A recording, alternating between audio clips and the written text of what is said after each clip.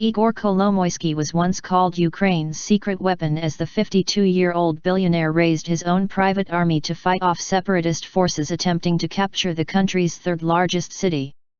Now the government in Kiev faces a dangerous standoff with one of its most important allies. The banking magnate was sacked by Ukrainian President Petro Poroshenko on Wednesday. Kiev must now face up to the loss of an ally with thousands of heavily armed troops at his disposal. In March last year, Kolomoisky, who founded Ukraine's largest commercial bank Privatbank, had been appointed governor of Dnipropetrovsk Oblast, a predominantly Russian-speaking region in the east of the country. After the collapse of President Viktor Yanukovych's government led to neighboring regions of Donetsk and Luhansk declaring their independence from Kiev, Dnipropetrovsk Oblast became a flashpoint. The government became desperate to halt the rebel advance there.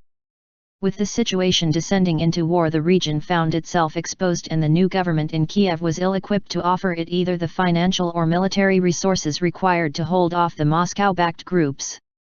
So the job fell to Kolomoisky. Or rather, Kolomoisky took it, with Kiev's grateful acceptance.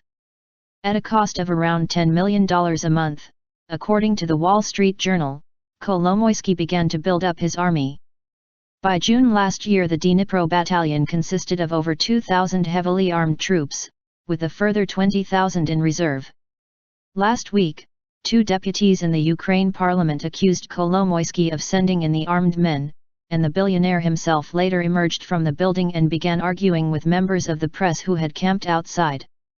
The idea of a standoff between powerful factions within the Ukrainian state, especially those with their own private armies, will hardly reassure international backers who are being asked to stump up additional funds for the beleaguered country.